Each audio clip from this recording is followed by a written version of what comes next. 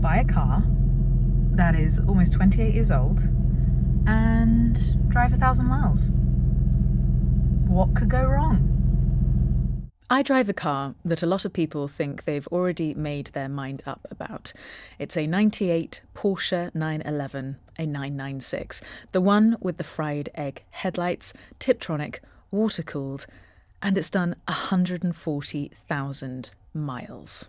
First stop, Halfords, to get all the European stuff that I need to fit all the legal requirements. Got 75 quid's worth of bits and bobs to be able to drive a UK car through Europe, and I just need to get petrol and then I just keep going. On paper, it's the exact 911 you're not supposed to romanticise. In the Porsche world, this car sits in an awkward middle child phase. It isn't air-cooled enough to be holy. It isn't modern enough to be fast and flawless. It doesn't win pub arguments. It doesn't photograph like a poster. And it definitely doesn't come with that comforting fantasy that it's going to pay for your retirement. But it's the Porsche I keep coming back to, partly because it's the only one I could afford, but also because there's something quietly radical about the 996, especially now, decades after it first arrived. When it launched, people were furious, not because it was bad, but because it broke continuity. For over 30 years, the 911 had evolved without really changing. Same basic shape, same air-cooled engine philosophy, same sense of lineage. Then Porsche did something dangerous. They started again. The 996 was the first fully redesigned 911, new platform, new cooling, new interior logic, new production realities. It wasn't built to preserve mythology, it was built to keep the company alive. And it worked.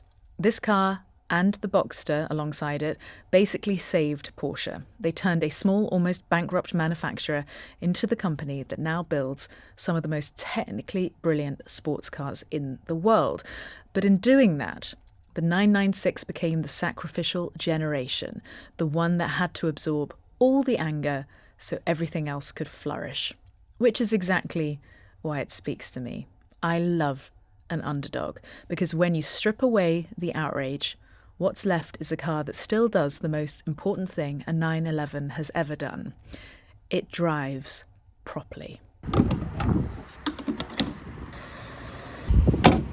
Okay, stopped for fuel, 33 litres at about 50 quid. And I have just bought some oil because I feel like I'm going to need an oil top up at some point in this journey. And yeah. It's only 5:30, but it's so dark that it just feels like it's midnight, and yeah, I'm going to be driving for a long time in the dark. The steering is alive without being nervous. The chassis feels compact in a way modern cars just don't anymore. You sit low and upright, but with the engine behind you, pushing rather than pulling.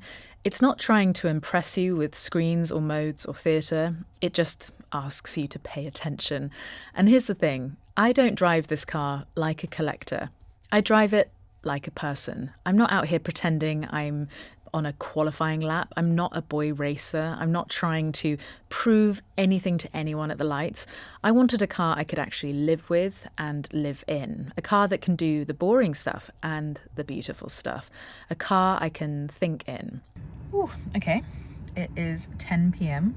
of day one. I did obviously set off so late on purpose, just to make the most of a Sunday and then do the driving in the evening when it was dark anyway, because I know England. But now I'm actually by the seaside. I'm very near Dover, and I'm gonna go and stay in this hotel before they maybe lock me out. So I'll see you in 6 hours. Prepare for no makeup tomorrow. I'm gonna be knackered, but it's an adventure.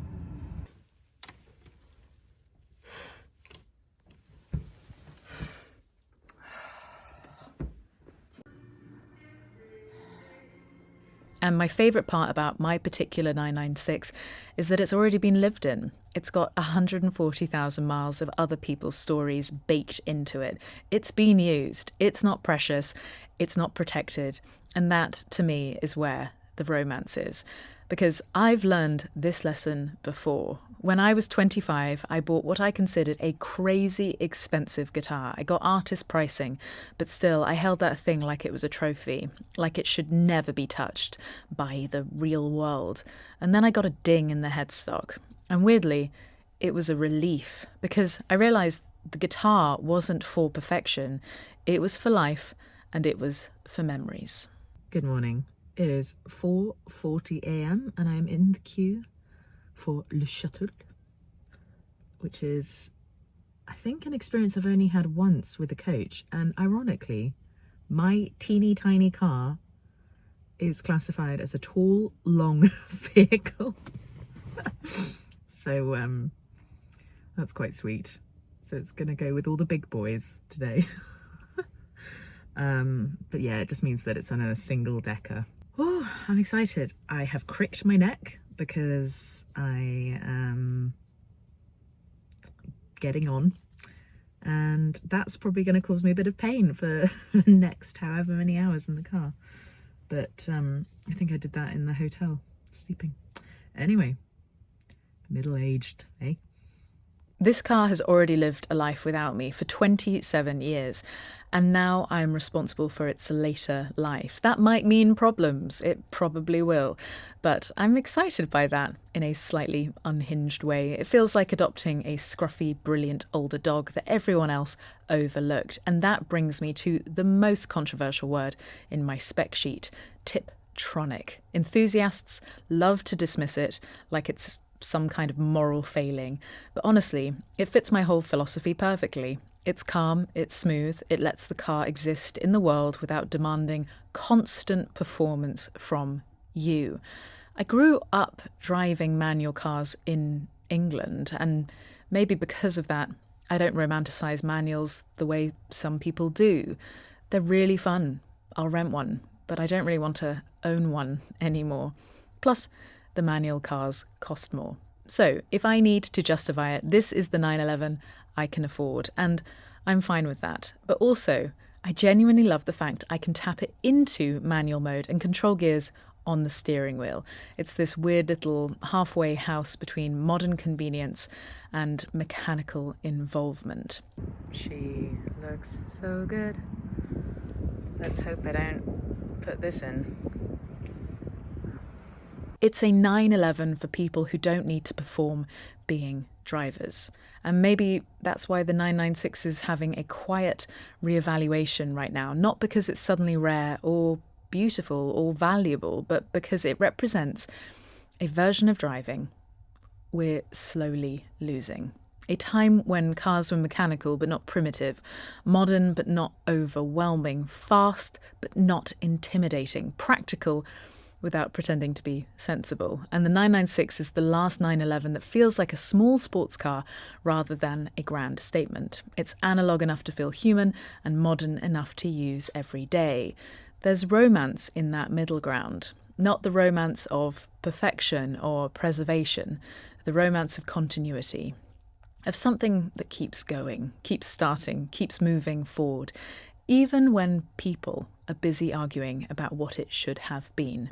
Ooh, okay, I am just north of Paris, and I really tried to avoid Paris. And then I just checked my maps and it was like going straight through the middle, and I was like, I think Paris is one of the most beautiful places on earth, yet I do not want to see it today, not in a car that is petrol. That would not be good, and hitting morning rush hour traffic. But I mean, she's doing good so far. I'm gonna give her a quick check round.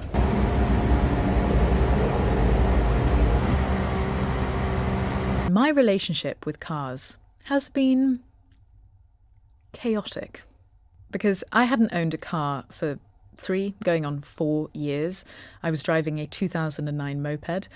My editor said something that made me laugh because it was painfully accurate.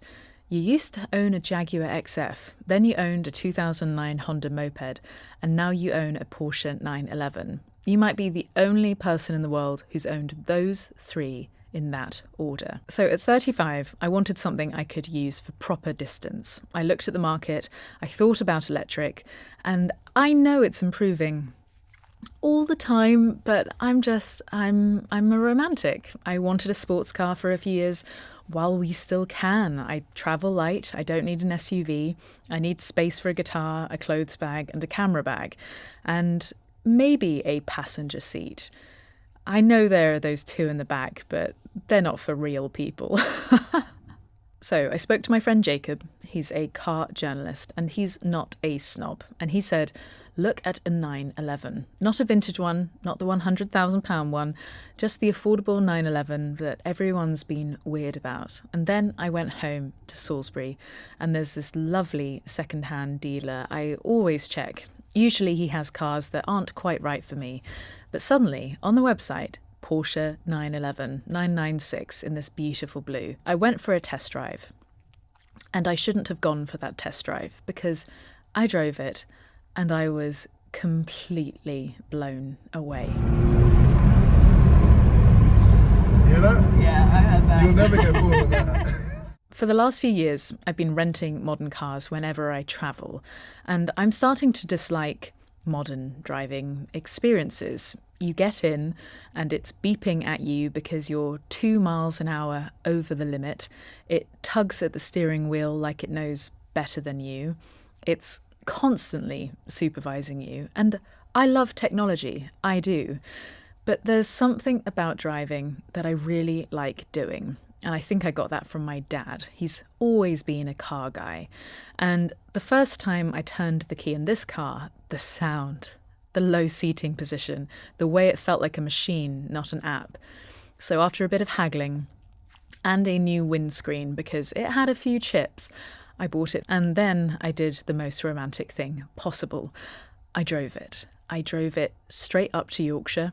Everyone said, not in winter, engines in the back, rear wheel drive. And I was like, okay, sure. So I decided to drive it down to Spain over 1,000 miles just to see.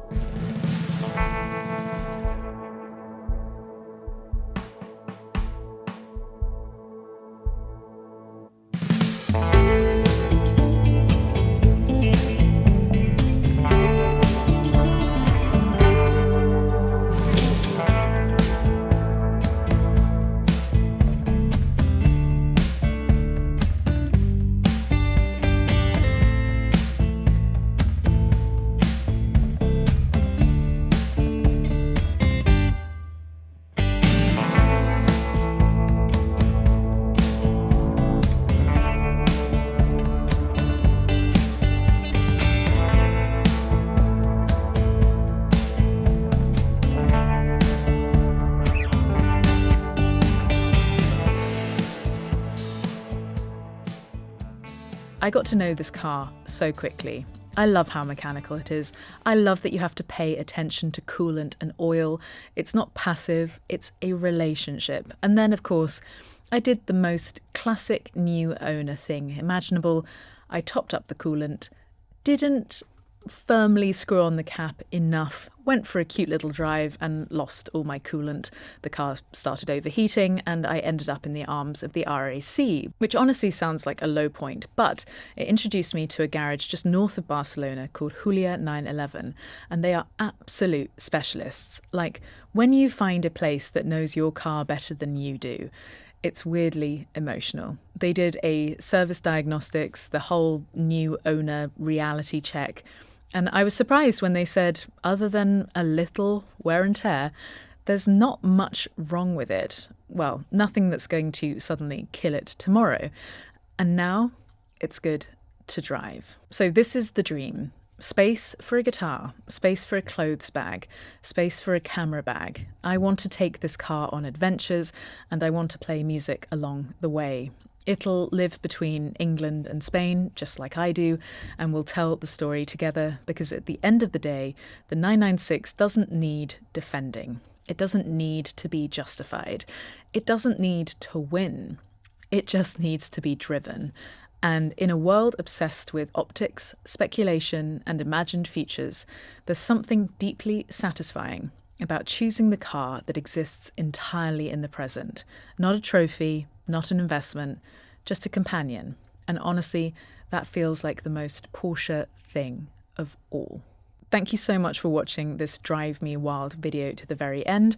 Yes, although it's been about my watch hobby, as the title suggests, it was originally meant to be a car channel. I'm just glad that I can share stories with you over here. Just a reminder that my Patreon page is where the story goes a little deeper. It's where the thoughts, the writing, the experiments, and the work in progress live. It's one of the best ways to support my videos. And it's sometimes hard to explain exactly what that page means to me and the benefits for you. So I'm offering a free month so you can step inside and try it properly without committing to anything. The link's below. And as always, I'll see you again here very, very soon.